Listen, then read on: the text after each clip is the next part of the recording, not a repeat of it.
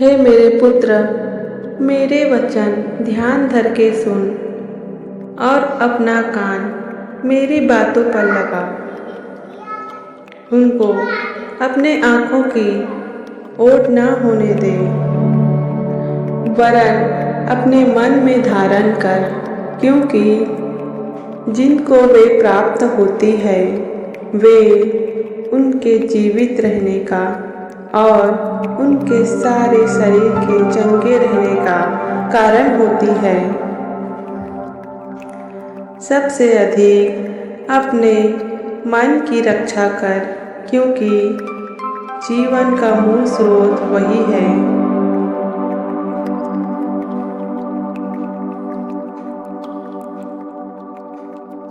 प्रभु यीशु मसीह पर विश्वास रख तो तू और तेरा घराना उद्धार पाएगा।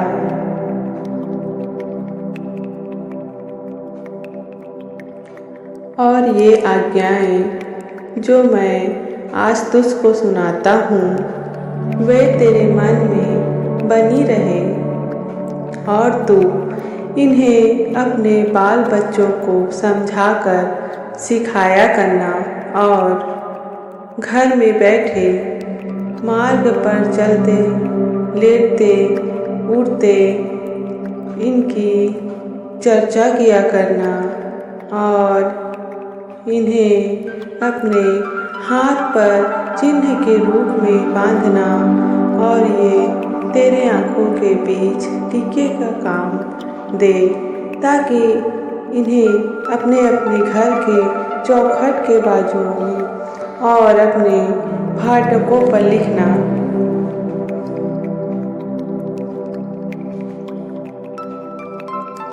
तो परमेश्वर अपने प्रभु से अपने सारे मन और अपने सारे प्राण और अपने सारी बुद्धि के साथ प्रेम रख। बड़ी और मुख्य आज्ञा तो यही है, और उसी के समान ये है दूसरी भी है कि तू अपने पड़ोसी से अपने समान प्रेम रख। यही दो आज्ञाएं सारी व्यवस्था और आवश्यकताओं का आधार है।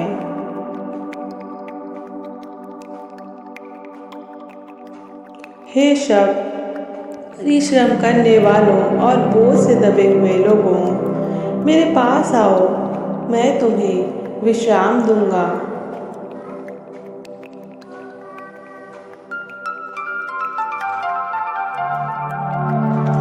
मैं तुम्हें शांति दिया जाता हूँ, अपनी शांति तुम्हें देता हूँ। जैसा संसार देता है मैं तुम्हें नहीं देता। तुम्हारा मन ना घबराए और ना डरे।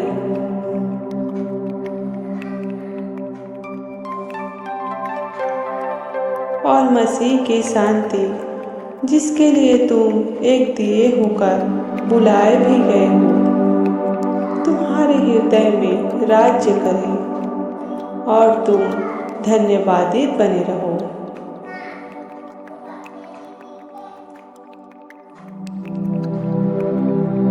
धन्य है वे जो मन के दीन हैं, क्योंकि स्वर्ग का राज्य उन्हीं का है। धन्य है वे जो शोक करते हैं, क्योंकि वे शांति पाएंगे। धन्य है वे जो नम्र है, क्योंकि वे पृथ्वी के अधिकारी होंगे। धन्य है वे जो धर्म के भूखे और प्यासे हैं, क्योंकि वे तृप्त किए जाएंगे।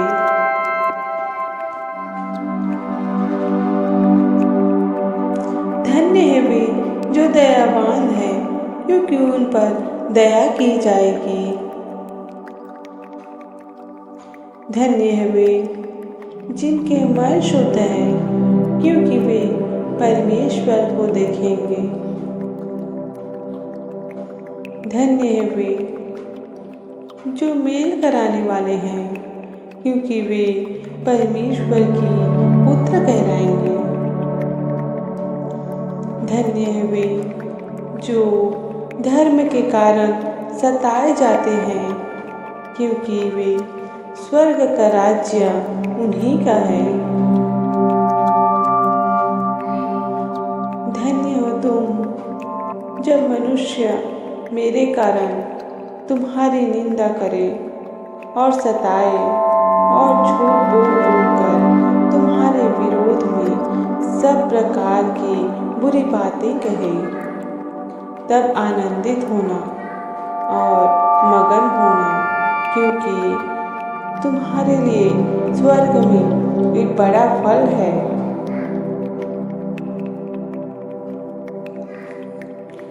बुद्धि का मूल यहोवा का भय है। जितने उसकी आज्ञाओं को मानते हैं, उनकी बुद्धि अच्छी होती है, उनकी स्तुति सदा बनी रहती है।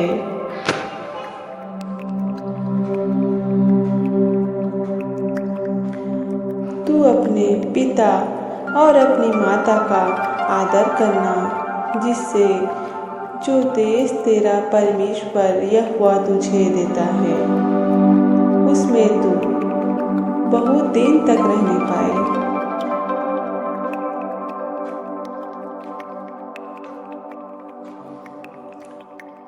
हे मेरे पुत्र, मेरी बातों को माना कर और मेरी आज्ञाओं को अपनी मन में रख छोड़। मेरी आज्ञाओं को मान, इससे तू जीवित रहेगा।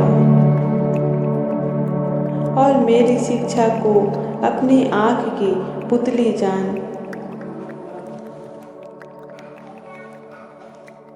उनको अपनी उंगलियों में बांध और अपने हृदय की पटिया पर लिख ले। बुद्धि से कह कि तू मेरा प्रेम है, और समझ को तू अपनी साथिन बना। तब तू पराई स्त्री से बचेगा, जो चिकनी चुपड़ी बातें बोलती है।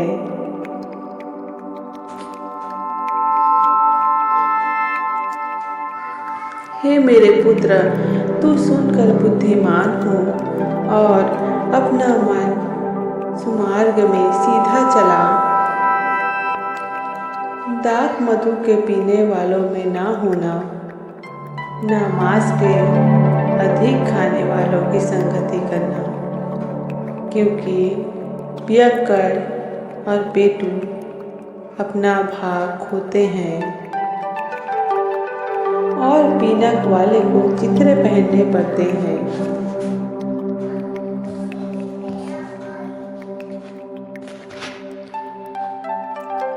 अपने पिता और अपने माता का आदर करना और अपने पड़ोसी से अपने समान प्रेम रखना।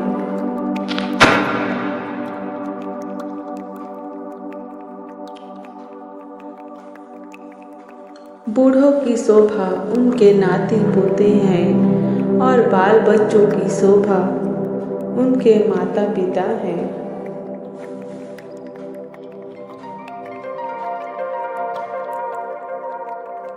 हमारा परमेश्वर यहोवा जैसे हमारे पुरखों के संग रहता था, वैसे ही हमारे संग भी रहे। वे हमें त्याग न दे और ना हमें छोड़ दे,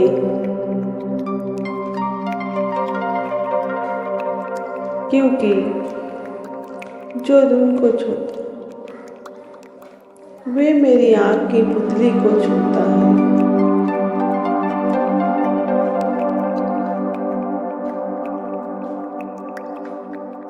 देखो, यह क्या ही भली और मनोहर बात है कि भाई लोग आपस में मिले रहे।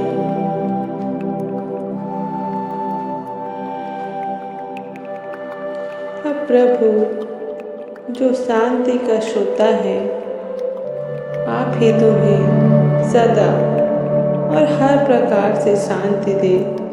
प्रभु तुम सबके साथ रहे। अपना बोझ यहोवा पर डाल दे, वह तुझे संभालेगा।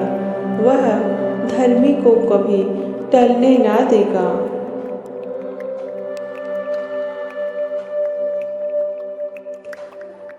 उदास मन दब जाता है, परंतु भली बात से अपना बोझ यहोवा पर डाल दे, वह तुझे संभालेगा।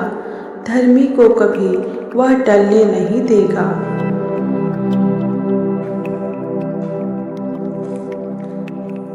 उदास मन दब जाता है, परंतु भली बात से वे आनंदित होता है।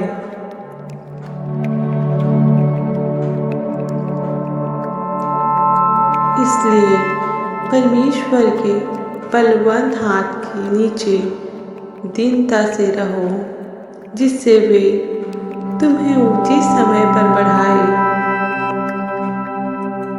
चाहे मैं घोर अंधकार से भरी हुई तराई में होकर चलूं, तो भी हानि से ना डरूंगा, क्योंकि तू मेरे साथ रहता है। तेरे सोटे और तेरी लाठी से मुझे शांति मिलती है।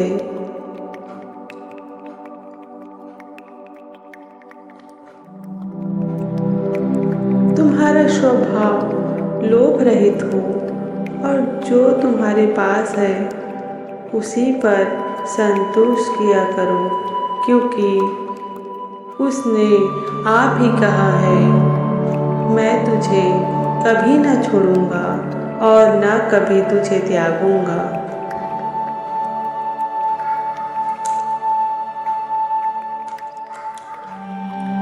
जिस समय मुझे डर लगेगा, मैं तुझ पर भरोसा रखूंगा।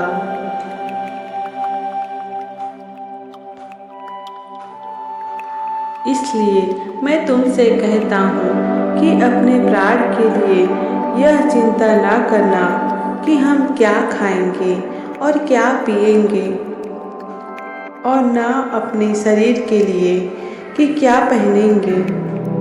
क्या प्राण भोजन से बढ़कर है और शरीर वस्त्र से बढ़कर नहीं? आकाश के पक्षियों को देखो, वे न तो बोते हैं, न काटते हैं, न खत्तों में बटोरते हैं, तो भी तुम्हारा स्वर्गीय पिता उनको खिलाता है। क्या तुम उनसे कहीं अधिक मूल्य नहीं रखते? तुम में ऐसा कौन है जो चिंता करके अपनी अवस्था में एक घड़ी भी बढ़ा सकता है? और वस्त्र के लिए क्यों चिंता करते हो? जंगली शोषणों पर ध्यान करो कि वे कैसे बढ़ते हैं। वे ना तो परिश्रम करते हैं, न काटते हैं, तो भी मैं तुमसे कहता हूँ कि सुलेमान भी अपने सारे वैभव में उनमें से किसी के समान वस्त्र पहने हुए ना था।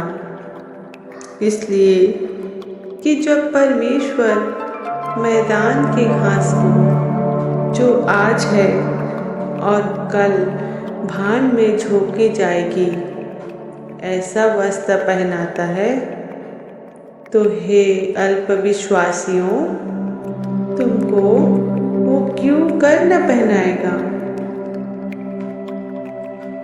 इसलिए तुम चिंता करके यह ना कहना कि हम क्या खाएंगे, कि हम क्या पिएंगे, ये क्या हम पहनेंगे, क्योंकि अन्य जाति इन सब वस्तुओं की खोज में रहते हैं,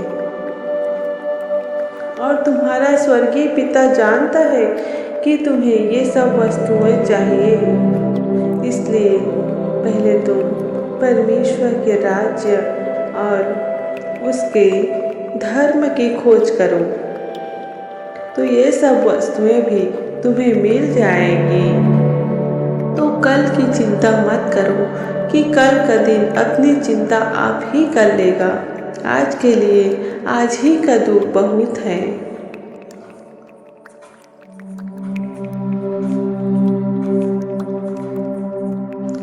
तो अपनी समझ का सहारा ना लेना, वरन संपूर्ण मन से यहोवा पर ही भरोसा रहना।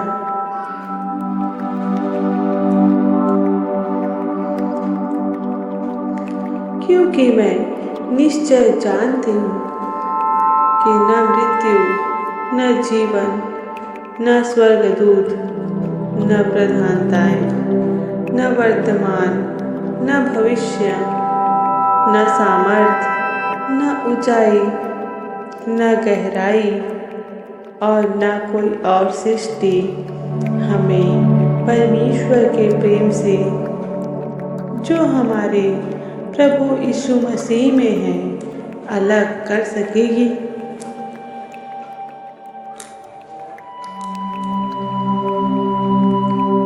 किसी भी बात की चिंता मत करो, परंतु हर एक बात में तुम्हारे निवेदन, प्रार्थना और विनती के द्वारा धन्यवाद के साथ परमेश्वर के सम्मुख उपस्थित किए जाएं। कौओं पर ध्यान दो, वे न बोते हैं, न काटते हैं, न उनके भंडार न खत्ता होता है, तो भी परमेश्वर उन्हें पालता है। तुम्हारा मूल्य पक्षियों से कहीं अधिक बढ़कर है। तुम में से ऐसा कौन है जो चिंता करने से अपनी अवस्था में एक घड़ी भी बढ़ा सकता है? इसलिए यदि तुम सबसे छोटा काम भी नहीं कर सकते, तो और बातों के लिए क्या चिंता करते हो? सोशनों के पेड़ों पर ध्यान करो कि वे कैसे बढ़ते हैं। वे ना परिश्रम करते, ना काटते, तो भी मैं तुमसे कहता हूँ कि सुलेमान भी अपने सारे वैभव उनमें से किसी एक के समान वस्त्र पहने हुए न था। इसलिए कि परमेश्वर मैदान के घास को जो आज है कल भाड़ में झोंक दी जाएगी ऐसा पहनाता है, तो हे अल्पविश्वासियों, वह तुम्हें क्यों न पहनाएगा? और तुम इस बात की खोज में ना रहो कि हम क्या खाएंगे और क्या पिएंगे, और न संदेह करो, क्योंकि संसार की जातियां इन सब वस्तुओं की खोज में रहते हैं, और तुम्हारा पिता जानता है कि तुम्हें इन सब वस्तुओं की आवश्यकता है। परंतु उसके राज्य की खोज करो तो ये सब वस्तुएं भी तुम्हें मिल जाएंगी। हे छोटे झुंड, मत डर, क्योंकि तुम्हारा पिता को ये भाया है कि तुम्हें राज्य दे। अपनी संपत्ति बेचकर दान कर दो और अपने लिए ऐसे बटुए बनाओ जो पुराने नहीं होते, अर्थात स्वर्ग पर ऐसा धन इकट्ठा करो जो घटता नहीं और जिसके निकट चोर नहीं जाता और कीड़ा नहीं बिगाड़ता, क्योंकि जहाँ तुम्हारा धन है वहाँ तुम्हारा मन भी लगा रहेगा।